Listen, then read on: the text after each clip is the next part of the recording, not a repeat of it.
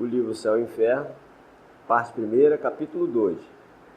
Então, o capítulo 1, que é o porvir e o nada, o nosso Américo concluiu esse capítulo, foi o capítulo, a parte 1, capítulo 1, e o Astênio, o nosso Astênio, deu início à parte 1, capítulo 2, né, que é temor da morte, causas de temor da morte. Então ele iniciou e nós vamos procurar concluir, né? Então, temor da morte. Temor da morte é desde a nossa infância que nós, através de outras doutrinas, nós escutamos determinados absurdos e que a gente fica receoso de desencarnar. Principalmente, né, nós que fazemos parte de um mundo de prova e expiação, que é tudo muito difícil, mas faz parte do patamar evolutivo na qual nós nos encontramos e que precisamos trabalhar por demais para a nossa melhoria íntima.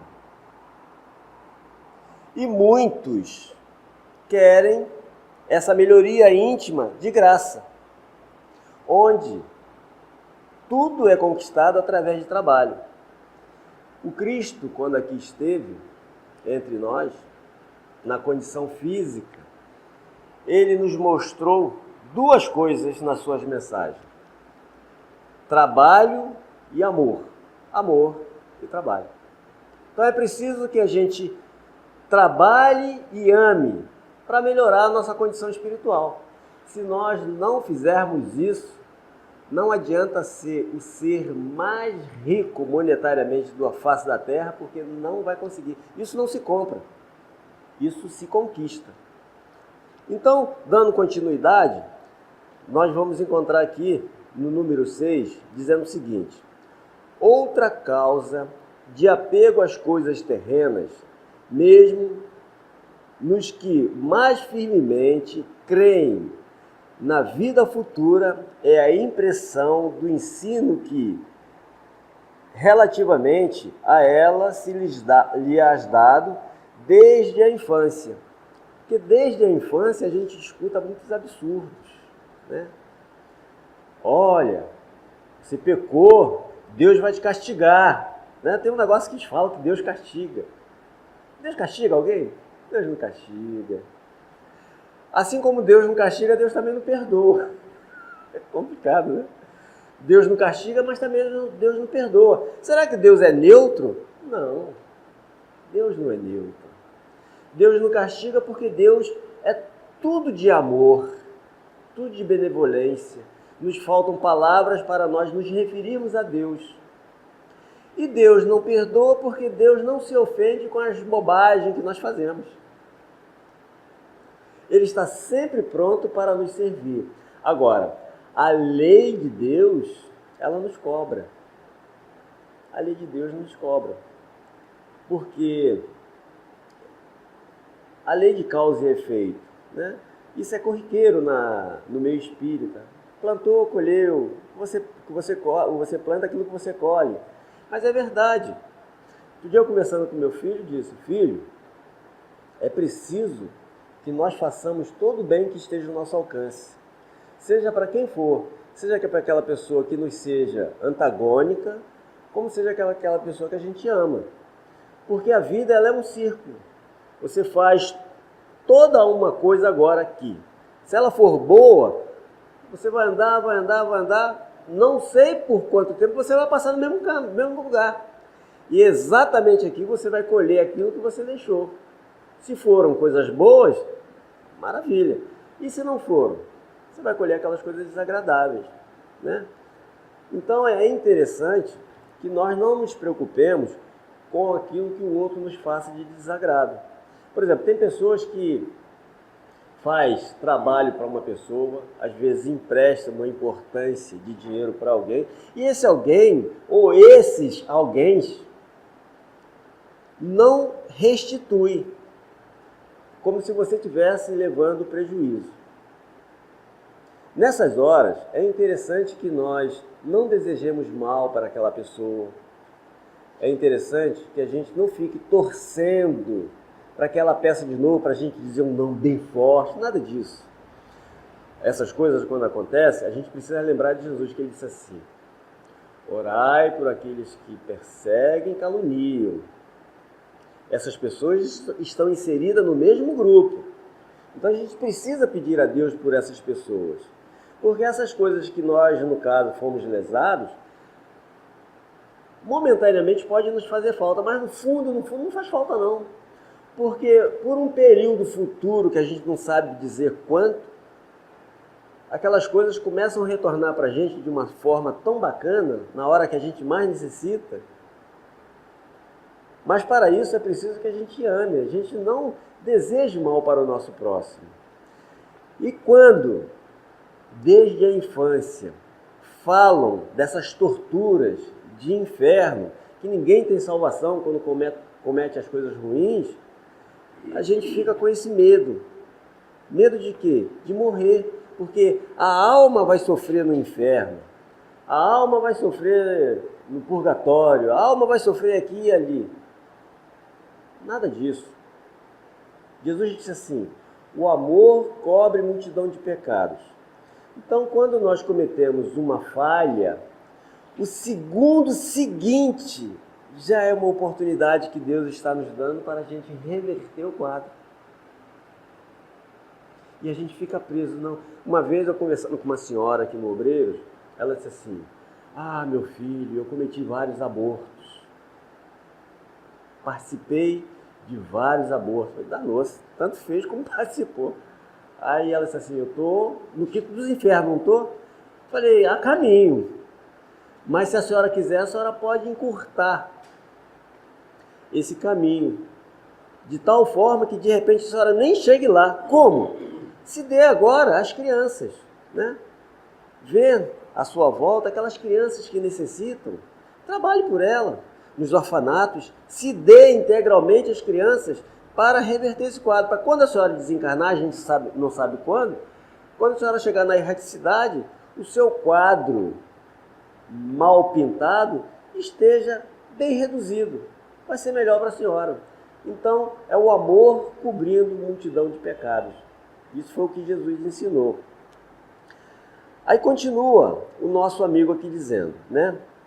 Convenhamos que o quadro pela religião esboçada sobre o assunto é nada sedutor e ainda menos de consolação, né? Então a gente escuta todos esses absurdos desde criança e a gente fala: a gente vai encontrar uma consolação aonde? Porque eu cometi uma falha. Quando eu fui educar meu filho, eu estava tão nervoso com uma coisa errada que ele fez, que eu bati tanto nele, que eu machuquei meu filho. E agora eu estou muito arrependido. Eu estou ferrado, não estou? Tudo tem reversão, tudo se reverte no campo do amor. Tudo se reverte. Toda vez que eu cometo algo desagradável e que aquilo me vem o arrependimento, já é algo salutar. Já dali, já começo eu ter a oportunidade de começar a reverter. Ruim é quando a gente não se arrepende. A gente faz uma coisa ruim e não se arrepende. Então a probabilidade de continuarmos fazendo as coisas ruins continua. É grande. Por quê? Porque eu não me arrependi. Tudo bom, né? Então, desde o momento em que eu não me arrependo, eu estou pronto para fazer de novo. Agora, quando eu me arrependo, já cria um bloqueio para que eu não volte a fazer a mesma coisa errada ou desagradável que eu fiz anteriormente. Porque eu me arrependi. Então, a partir do momento em que eu me arrependo, eu tenho a oportunidade de fazer diferente. E é isso que a doutrina espírita nos orienta, onde as religiões, principalmente aquela dos primórdios, né, que foi o catolicismo, né, e outras mais, essa dos protestantes, elas batem na tecla que não adianta. Então, mais à frente a gente vai ver que essas doutrinas pregam que você não fazendo nada em termos de trabalho e amor, como foi ensinado pelo Cristo, você ganha a salvação. A gente vai ver isso mais adiante. Então segue o nosso Kardec. Ele diz: de um lado, contorções de condenados a expiarem em torturas e chamas eternas, os de uma vida efêmera e passageira. Então veja que é uma pregação de que a falha cometida pelo ser, ele vai expiar, ele vai ter torturas eternamente. Em falar de eternamente, a gente está falando de Deus. Será que Deus é tão cruel assim que vai permitir um dos seus filhos que cometeu um delito pagar por aquele delito eternamente? Ora, a gente sabe que a lei humana, ela é falha. E quando um de nós cometemos um delito e vamos cumprir com a lei, porque a lei nos cobra, a lei humana, depois de um determinado período estabelecido pela lei humana, nós estamos livres, como se nós tivéssemos quites. E será que a lei divina age diferente? Depois de um determinado período, que eu cumpri aquela lei, eu não volto a ter a minha tranquilidade? Claro que sim. Basta que eu comece a trabalhar para reverter aquele quadro. Porque é a lei de causa e efeito, ou seja, é a lei do amor cobre a multidão de pecados. Desde o momento em que eu cumpri a minha trajetória de erro, fazendo bem, vai reverter. Se eu vou cumprir uma lei humana de 50 anos, eu vou cumprir 50 anos, salvo os advogados, os amigos que correm atrás, né, que buscam reverter, aí aquela pena vai diminuindo. Mas na lei divina, se eu tenho que passar 30 anos expurgando alguma coisa, e eu começo a trabalhar no bem, aquilo vai atenuando. Porque esse período quem vai fazer somos nós mesmos, para reverter o quadro. Então é interessante que a gente ame e observe a nós mesmos. Isso que eu fiz para o meu próximo é algo que eu gostaria que fizesse para mim? Não, eu não gostaria que fizesse para mim. Então, para de fazer isso, agora procura fazer algo para o teu próximo de acordo com o que você gostaria que fizesse para ti. Esse é o grande termômetro que Jesus nos deixou. E agindo dessa forma, a gente vai encontrar o que se diz felicidade ainda na Terra. Continua o nosso Allan Kardec. Os séculos sucedem-se aos séculos e não há tais desequilibrados a seguir o lenitivo de uma esperança, e o que é mais desumano, não lhes aproveita o arrependimento. Então, é citado por outra doutrina que por mais que o cidadão se arrependa por ter feito algo de errado, não tem saída, é inferno. Vai ter que pagar por uma eternidade aquela falha. Pode se arrepender, pode não se arrepender, não quero saber. É igual aquele pai carrasco, né? O filho chega para ele: meu pai, me perdoe por eu ter feito esta falha, eu estou muito arrependido, eu não quero saber. Aí castiga em cima dele. Deus, será que age assim?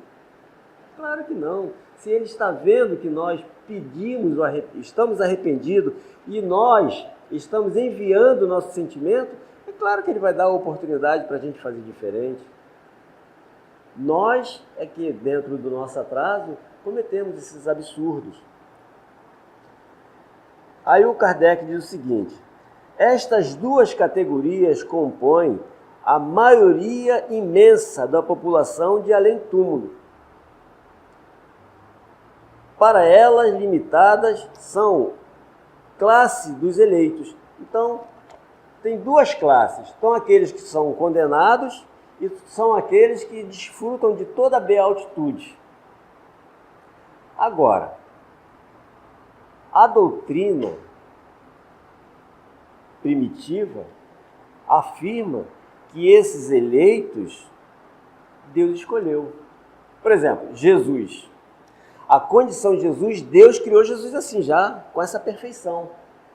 Os espíritos superiores, Deus já criou eles assim. A doutrina espírita nos traz o esclarecimento e a gente vê que não é assim que funciona. Porque certamente todos vamos alcançar essa perfeição. Através de quê? Muito trabalho e muito amor. E à medida em que a gente trabalha e que a gente ama, a gente começa a melhorar a nossa intimidade. A gente começa a sentir dentro da nossa intimidade um sentimento diferenciado. A gente vê aqui nas reuniões de desobsessão espíritos que fazem o mal pelo mal. E procuramos, dentro das possibilidades, evangelizá-los. E isso leva tempo. Não é de uma hora para outra, porque a natureza não dá salto. Jesus já nos disse isso no próprio Evangelho segundo o Espiritismo. E passa-se tempos e tempos. Pode falar. Aqui nós somos livres. Nós não podemos ter plano espiritual. Os espíritos também são livres para fazer o que quer. Claro. Da mesma forma que é aqui, é do outro lado. Porque o ser humano perverso, que gosta de fazer mal para um, fazer mal para outro, estupra criança, maltrata os velhinhos, gosta de levar vantagem, é um malfeitor, vamos dizer assim. Quando ele desencarna, ele não vira santo não, ele continua sendo o mesmo ser. Quando ele tem a condição de si mesmo, ele continua fazendo as mesmas perversidades, não vai melhorar. Então esses espíritos, quando vêm numa reunião de desobsessão, eles não vêm cru, não. Eles já vêm com um determinado preparo. E esse preparo é realizado nos evangelhos no lar, que a gente realiza. É preparado numa reunião como essa. Eles são preparados de alguma forma, porque quando eles chegam numa reunião de desobsessão, eles já foram preparados. E mesmo assim já vêm com toda a rebeldia. Mas eles já recebem aquela evangelização que a gente passa, hoje, um mês depois, 3 meses depois, anos depois. Chega um dia que eles chegam aqui e dizem, olha, eu já estou fazendo uma ajuda para um e para outro. Porque o bem vence sempre. Já começa a se modificar. Então, observamos, um espírito desse, que começa a se modificar e começa a fazer o bem, vai continuar no inferno, se é que existe, queimando nas labaredas eternamente? Ele está se modificando. Se está se modificando, ele vai conseguir outros patamares. É isso que a doutrina espírita nos ensina, nos mostra e confirma, e que é a realidade, para a gente poder entender um pouquinho do que Deus deseja para nós, né? Então ele está dizendo, estas duas categorias compõem a maioria imensa da população além do túmulo. Acima delas paira limitadas classes dos eleitos, desfrutando de toda a eternidade da beatitude contemplativa, esta inutilidade eterna preferível, sem dúvida, ao nada. Foi o que o Américo falou, né? O porvir e o nada. Então, esses eleitos desfrutando de toda essa beleza é melhor assim do que o nada, né? Mas não é assim que funciona. Vamos continuar. Não deixa de ser uma felicidade monótona. É por isso que se vê nas figuras que retratam os bem-aventurados, figuras angélicas onde mais transparece o tédio do que a verdadeira felicidade. Então, quando a gente vê aqueles santinhos, a gente vai com todo respeito à Igreja Católica, que a gente vê Nossa Senhora, Mãe de Jesus, São Pedro, Santo Antônio, São Sebastião, não sei o quê, aquela carinha. E são os bem-aventurados, né? Eles estão com cara de tédio, cara de tristeza, né?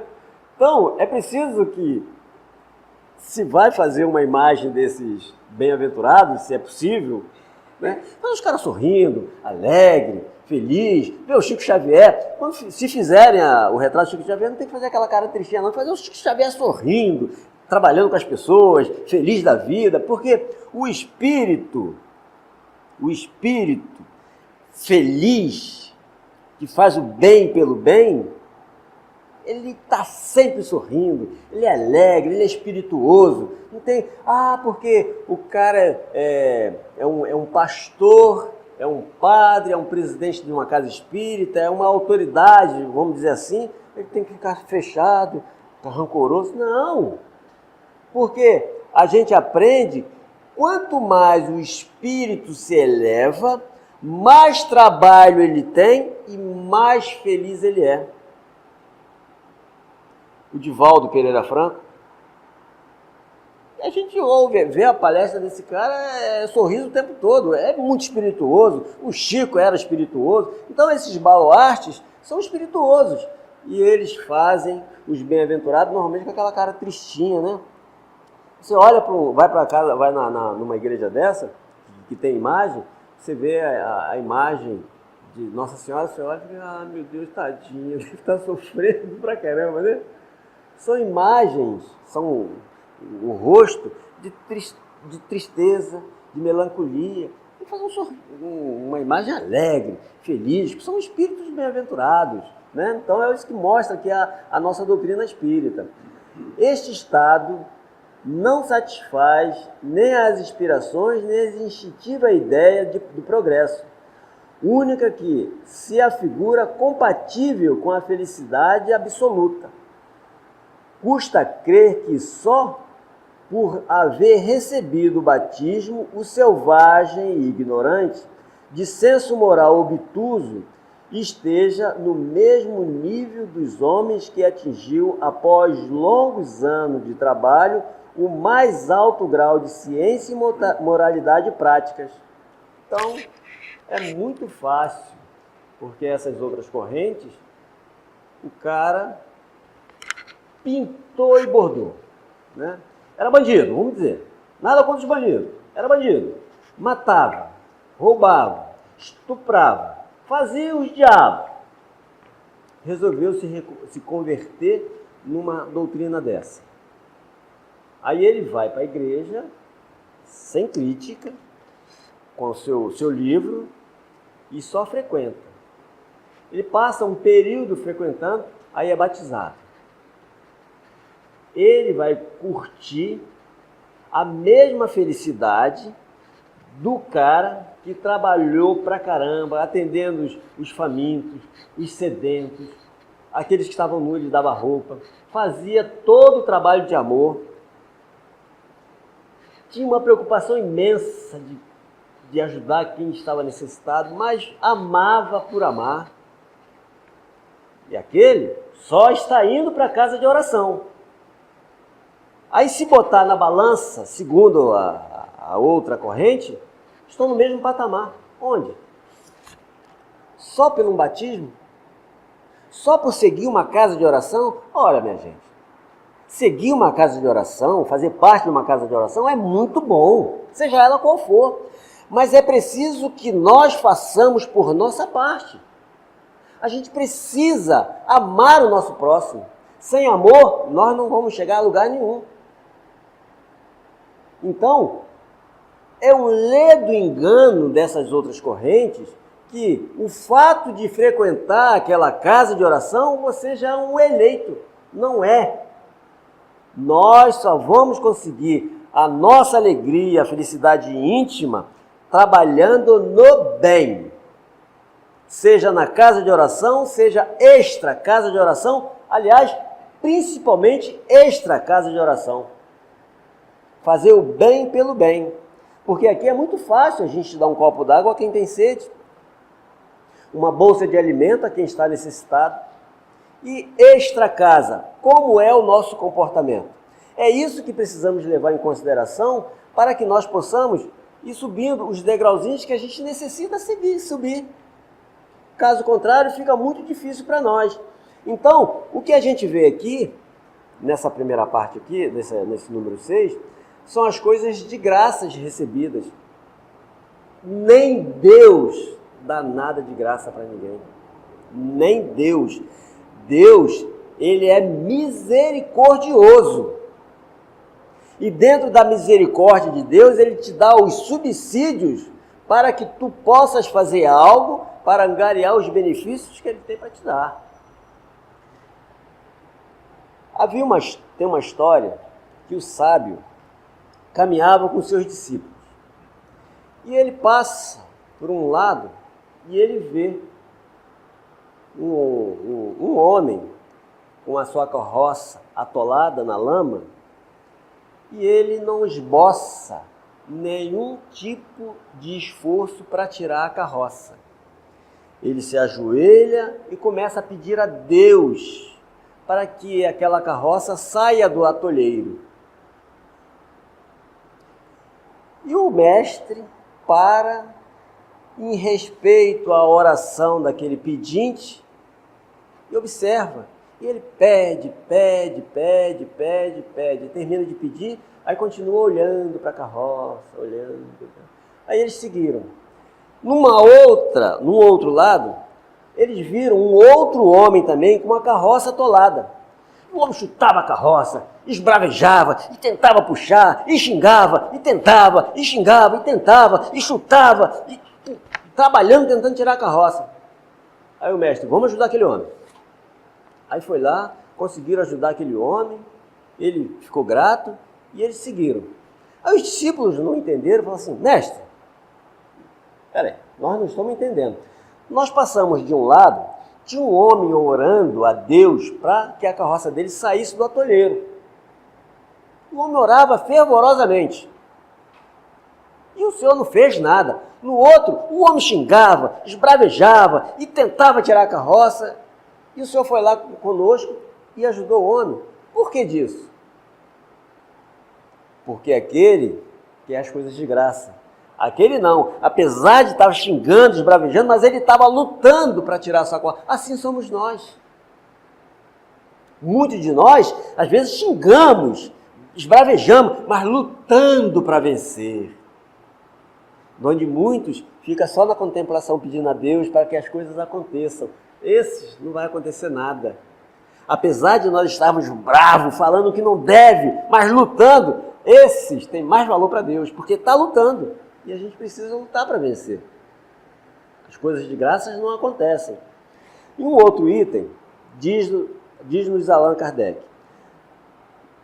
não dependendo a felicidade futura do trabalho progressivo na Terra, a felicidade com que se acredita adquirir essa felicidade por meio de algumas práticas exteriores e possível, e a possibilidade até mesmo de comprar a dinheiro.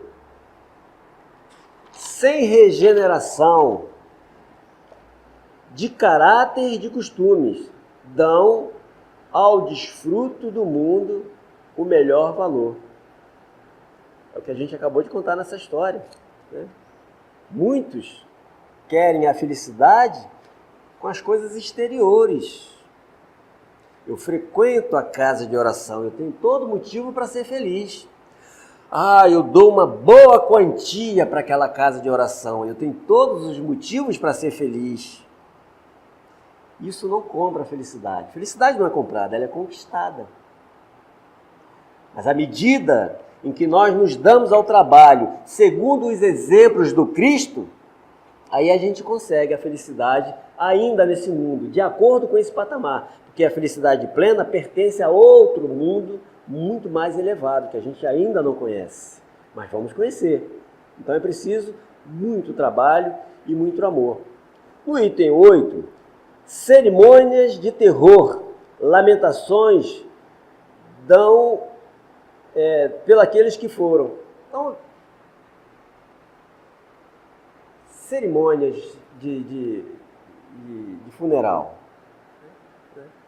Muitas delas é terrorista, né?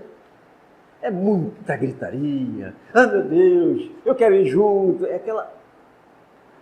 Quando aquele grupo daquele funeral tem equilíbrio, é diferente. Canta-se, ora-se e busca entender que aquele ente querido, ele está se libertando. Até para que ele não fique aterrorizado. Tem uma história de um determinado funeral e que a mulher gritava, esbravejava: me leva com você, pelo amor de Deus, não me deixa aqui, eu quero ir também, eu quero ir também.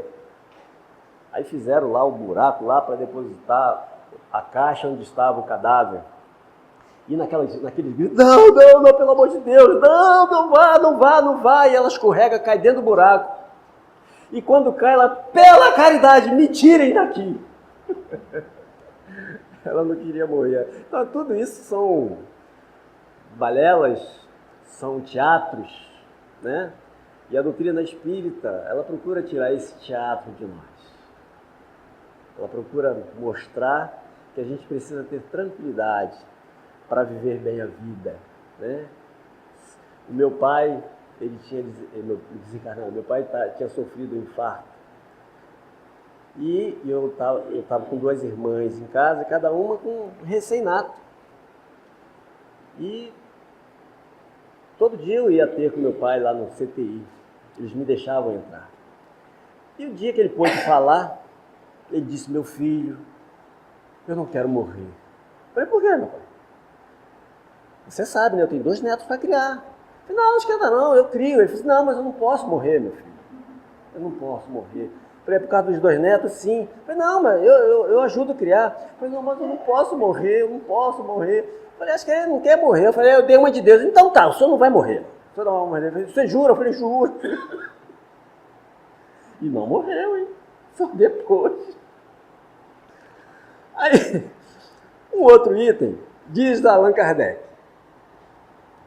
demais, a crença vulgar coloca as almas nas regiões apenas acessíveis aos pensamentos, onde se tornam de alguma sorte estranhas aos vivos, e a própria Igreja põe entre umas e outras barreiras insuperáveis, declarando rotas todas as relações e impossível qualquer comunicação. Né? Então, o cidadão desencarnou, foi para o outro lado, acabou. Está brindado, não tem mais comunicação. Não tem comunicação. Se não tem comunicação, então não adianta nós tentarmos fazer uma prece para eles. Porque tem corrente religiosa aí, principalmente a protestante, depois que o ser desencarna, eles não fazem prece para o que desencarnou. Não adianta. Ele está no seio de Deus. Quando faz parte daquela família que segue aquela casa de oração. Porque se não faz parte daquela família que faz parte daquela casa de oração, ele está no inferno. É uma coisa ou outra.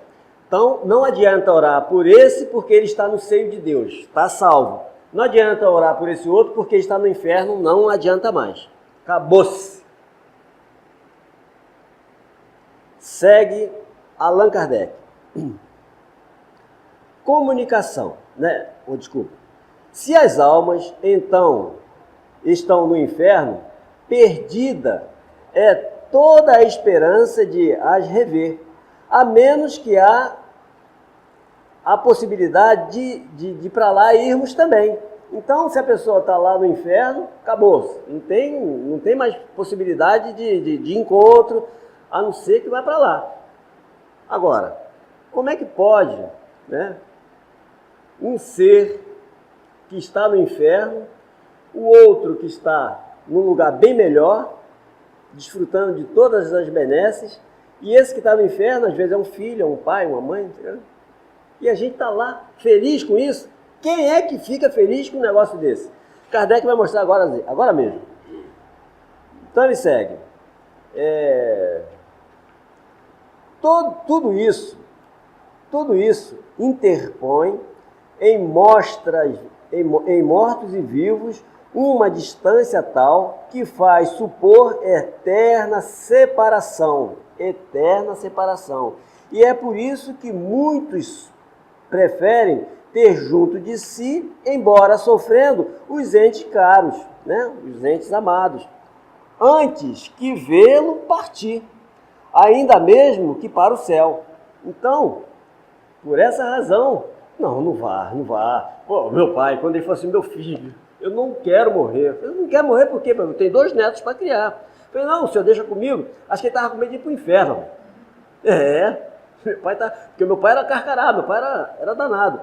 Mas eu acredito que ele deu uma boa recuperada, que ele infartou, depois sofreu um câncer, sofreu muito. E com essas enfermidades, meu pai mudou da água para o vinho. Aquele cara duro, era amável, sabe? Era dócil, maravilhoso. Então, ainda nessa vida teve conquista. Por isso que a doutrina espírita fala assim, eutanásia não. Porque alguns segundinhos de vida que aquele ser ainda tem, pode haver nele um arrependimento. Tudo isso é salutar para o espírito, porque a vida prossegue. Aí o Kardec fala aqui o seguinte, e a alma que estiver no céu, será realmente feliz vendo, por exemplo, arder eternamente no inferno seu filho, seu pai, sua mãe ou até mesmo um amigo? Quem de nós que porventura estivéssemos no céu e tivéssemos notícia que a pessoa que a gente mais ama está ardendo no inferno? Está ardendo no inferno porque ele merece. Eu vou curtir a minha felicidade aqui no céu. Quem de nós teríamos esse comportamento? E olha que nós somos espíritos ainda de 3ª e 2ª ordem. A gente oscila entre uma e outra. É só consultar o livro dos Espíritos a partir da pergunta 100. A gente oscila entre um e outro. E quem de nós ficaríamos felizes de ver? Já pensou aquele nosso filhinho querido? Está lá no inferno, a gente no céu. Ah, meu filho, você foi para o inferno, que azar seu, hein? Ah, mas eu estou aqui curtindo. Quem faria isso? Ninguém. Eu acredito até que fosse lá um inimigo nosso ardendo no inferno e a gente no céu, nós não iríamos ficar felizes com isso. Porque para estar no céu é preciso que tenha bagagem espiritual. E quem tem bagagem espiritual tem compaixão. E nós não iríamos ficar felizes de ver um ser, por mais que fosse antagônico a nós, ardendo no inferno. Não iríamos ficar felizes. Nós iríamos rogar a Deus por ele. Mas graças a Deus que tudo isso é alegoria. Porque o inferno ou o céu é um estado da alma, como diz a própria doutrina espírita. Se eu quero ter o inferno dentro de mim, basta que eu faça todos os horrores possíveis para os meus irmãos. Se eu quero ter o céu, basta que eu faça as coisas mais fantásticas do mundo para os meus irmãos. Que eu renuncie. Isso eu preciso começar dentro da minha casa, com a minha vizinhança, e por aí eu vou andando, né? Eu preciso ter consciência de que na condição de homem, eu preciso ser o melhor pai, melhor esposo, melhor irmão, melhor filho, melhor amigo, melhor tudo. E, como mulher, tem que ser, procurar se esforçar a melhor esposa, a melhor mãe, a melhor filha, a melhor vizinha, a melhor tudo, para ter o estado da alma chamado céu. É isso que vai nos dar os benefícios necessários. E o item final, por que os espíritas não temem a morte? O espírita não teme a morte porque, consciente da vida, conhecendo o mecanismo da vida, ele procura espelhar-se no Cristo, fazer o bem pelo bem, fazer sempre o melhor que está ao seu alcance, lembrando sempre dos tópicos que Jesus deixou. Amar a Deus sobre todas as coisas e o teu próximo como a ti mesmo. Faça para o outro o que gostaria que o outro lhe fizesse. São esses termômetros que faz com que nós ganhemos consciência e, à medida que a gente exercita esses tópicos deixados pelo Cristo, a gente ganha algo maravilhoso dentro da gente e temos a consciência de que, ao desencarnar, nós vamos encontrar um lugar melhor. Porque faz parte de tudo que nós estamos angariando aqui na Terra. Segundo Emmanuel, para nós conquistarmos a condição de céu, é preciso dar os primeiros passos aqui na Terra. O endereço do céu está na própria Terra, segundo Emmanuel. Então, que nós peguemos esse endereço e comecemos a fazer por nossa vez o melhor que esteja ao nosso alcance em benefício do outro, seja ele quem for, o outro, seja ele amigo, seja ele antagonista, adversário, seja ele quem for. Tudo que estiver ao nosso alcance de melhor, façamos para o nosso próximo, porque só nós vamos mais adiante sentir o prazer e a alegria de estarmos recebendo os benefícios de tudo aquilo que a gente fez para o nosso próximo. Que a paz do Cristo nos envolva e que sejamos muito felizes. Muita paz.